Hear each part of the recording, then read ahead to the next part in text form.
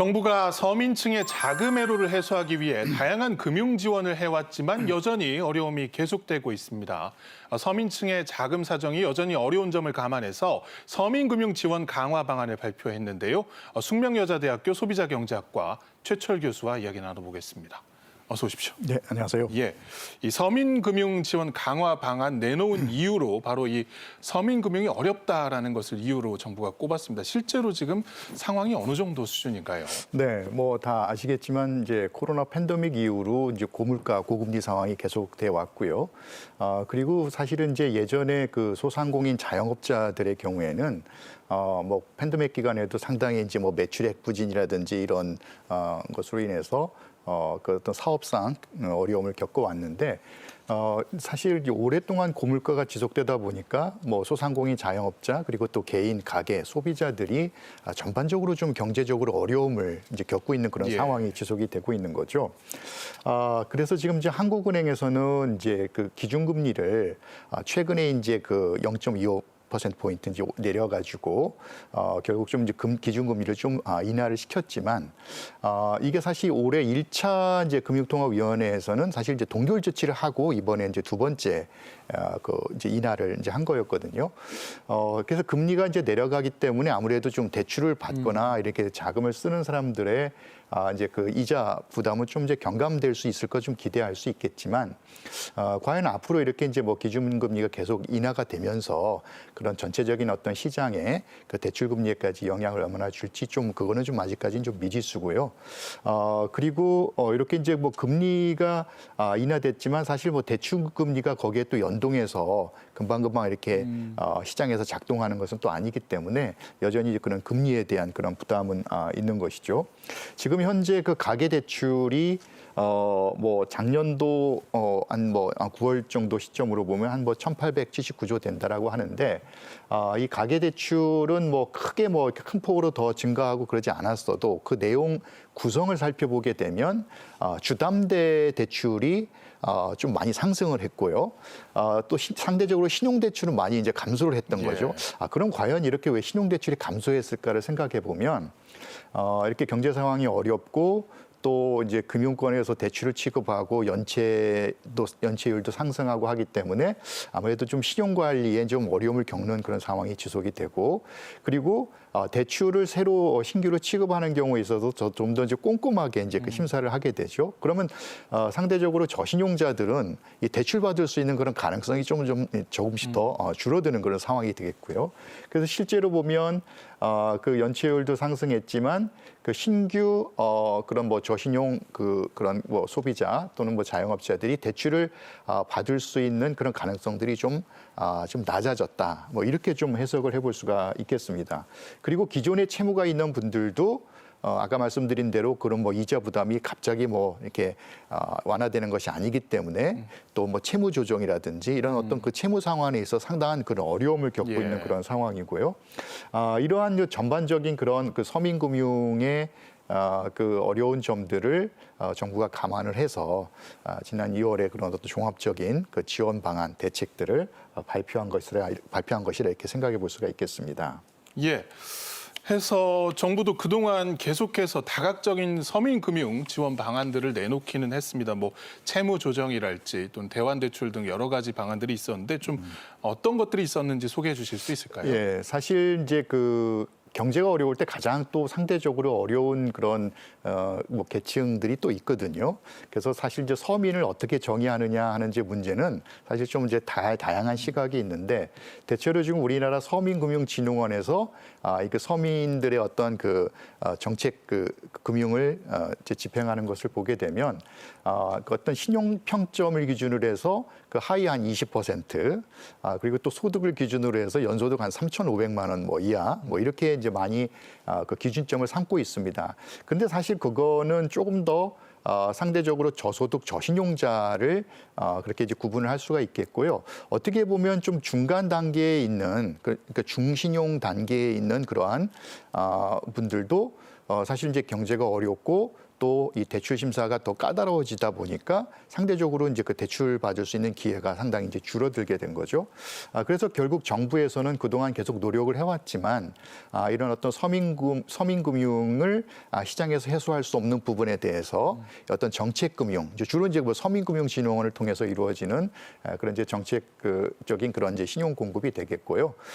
그리고 또 이것이 또 시장에서도 좀 더 같이 그런 어떤 상승 그 효과를 거둘 수 있도록 또 시장을 통해서도 뭐 중근위 대출을 확대한다든지 또 어떻게 신규로 새로운 어떤 이 서민들의 어떤 금융 지원하는 상품들을 개발한다든지 이런 것들을 같이 그 정부가 또 민간 금융기관과 함께 같이 노력을 해오고 있었던 것이죠. 최근에 좀 특기할 거는 이제 그 소상공인 자영업자의 그런 경제적인 어려움이 가중되다 보니까 이 새출발 기금이라는 걸 새로 조성해서 한 40조 원 규모로 해서 새롭게 이제 그 어려움에 처한 그런 소상공인 자영업자들의 그 채무 조정들을 좀 해주고 있고요. 그리고 이제 이러한 그 정책들이 결국에는 기존에도 쭉 이제 이루어져 왔지만 좀 더 이게 그 실효적으로 그리고 실제로 여기에서 좀 혜택을 못 받고 있는 그런 사각지대도 있을 수 있으니 좀 더 그러한 그 혜택의 폭을 다양한 어려운 그러한 뭐 계층들이 받을 수 있도록 촘촘히 그런 것들을 지원을 확대하는 그런 그 정책들을 해왔다라고 이제 볼 수가 있겠습니다. 예. 자, 발표를 보면은 정부가 이제 추가적으로 여러 가지 금융 지원 대책을 내놨습니다. 가장 먼저 정책 서민 금융이 좀 확대가 된다고요. 그렇죠. 기존에는 이게 한 그 11조 원 정도 규모로 이렇게 이제 자금이 지원이 되고 있었는데 여기에 1조를 더 해서 약 한 12조 정도의 이제 그 추가 자금을 이제 공급하기로 했고요. 이것은 사실 그 전에 그 집행 실적에 비교하면 사실 27%나 더 늘어난 어떤 역대 그 최대 규모라 할 수가 있겠습니다. 사실 이제 서민금융이 좀 두텁게 지원이 되려면 이렇게 어떤 정책성 금융 지원도 물론 중요하겠지만요. 아까 말씀드린 대로 또 민간에서도 이런 그 서민금융에 대해서 좀 더 이게 관심을 가지고 좀 이런 그 자금 지원을 할 수 있는데 동참하는 것이 좀 필요로 합니다. 그래서 지금 그런 새로운 상품들을 그 민간 금융기관들과 함께 더 많은 그런 공급을 할 수 있도록 그렇게 정부가 지금 노력을 하고 있고요. 그리고 지금 이제 그 불법 사금융 피해가 많아서 또 이제 불법 사금융 피해가 또 이제 확대되고 그런 문제가 또 있기 때문에 여기에 대해서 이제 채무자 보호법도 강화하는 이제 그런 조치를 했고요. 그리고 또 최근에 이제 그 서민금융 상품 중에 가장 대표적인 게 이제 햇살론 상품인데요. 이 햇살론에 또 119라고 햇살론 119라고 해서 또 이게 새롭게 이제 정말 이제 불법 사금융을 이제 이용할 수밖에 없는, 그러니까 어떻게 보면 그 민간 시장에서 그 대출 자금을 이제 조달하기 어려운 그러한 취약계층을 또 도울 수 있는 그런 또 두터운 그런 이제 방안들을 좀 마련하고 있다, 이렇게 말씀드릴 수 있겠습니다. 예, 이 발표된 총 12조 원 규모 중에 상반기 집행률을 60%까지 내겠다는 것이 정부의 계획입니다. 역시 금융은 시기가 가장 중요한 만큼 좀 조기 집행을 하는 것 같은데, 특별히 상반기에 조기 집행을 하기 위한 좀 이 지원 항목들이 더 있을까요? 그렇죠. 지금 이제 서민금융 지원이 이제 예를 들어서 뭐 민간 그 금융기관과 같이 하는 부분들, 그다음에 서민금융진흥원을 통해서 또 이렇게 정책성으로 하는 부분들, 이게 다 같이 이제 좀 더 이제 확대가 되는 그런 추세라고 이제 말씀을 드렸고요. 근데 이제 이러한 그 어떤 서민금융 지원의 강화라고 하는 것이 지금 사실 현 상황과 맞물려 있거든요. 지금 정말 그 많은 경제적인 어려움을 당하고 있는 그런 취약계층들, 또 서민들이 많이 이제 속출하고 있는 상황이거든요. 그래서 이제 이러한 그 어려운 가운데 지원을 해야 하느니만큼 조금 더 조기에 이 어려운 계층들의 이런 그 자금 수요를 또 예를 들어 뭐 채무 조정도 포함해서요, 이런 어려움을 타개할 수 있는 거를 좀 더 조기에 집행을 해서 좀 더 그 정책 효과를 좀 극대화하고자 하는 이제 그런 의도라고 생각이 되고요. 전체적인 거를 60% 정도를 뭐 이렇게 상반기에 좀 집중을 했지만 그래도 이제 그 연간 그 공급 계획이라는 것이 있고 그것을 이제 그 어떤 그 이제 시기별로 잘 그 집행 실적을 감안하면서 그렇게 이제 조정하고 세부적으로 집행해 나갈 것으로 그렇게 예상이 되고 있습니다.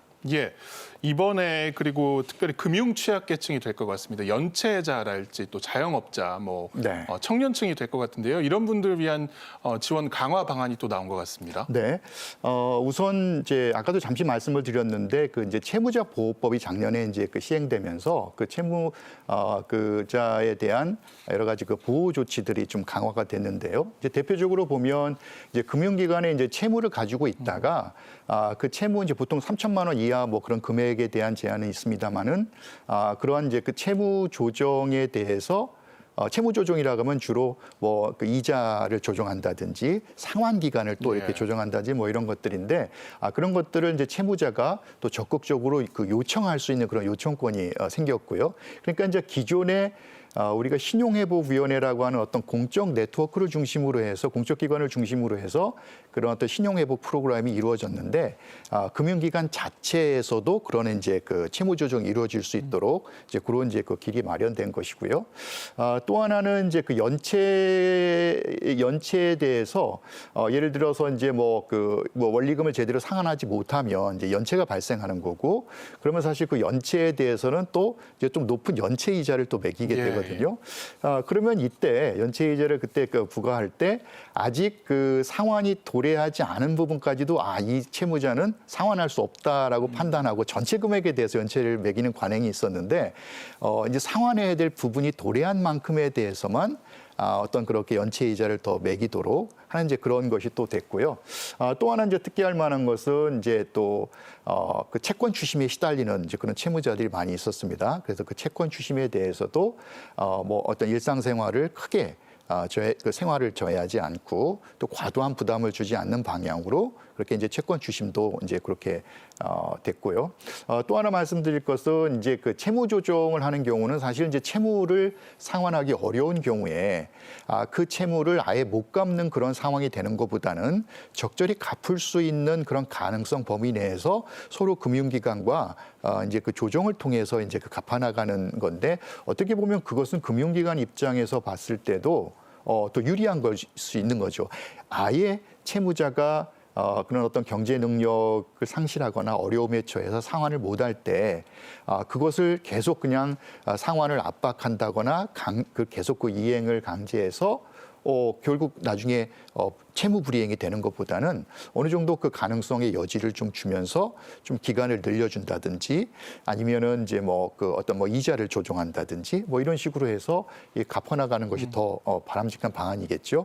물론 이제 이것도 사실은 또 그 채무에 대해서 불성실하게 상환하는 그런 가능성도 있기 때문에 잘 조정을 해야 되겠습니다만은 그런 이제 그 가능성들을 많이 이제 열어주고 있는 것이 지금 이제 새롭게 서민금융 또 이제 서민금융 지원의 어떤 전반적인 그런 제도 그런 이제 변화라고 말씀을 드릴 수가 있겠습니다. 또 한 가지 이제 말씀드리면.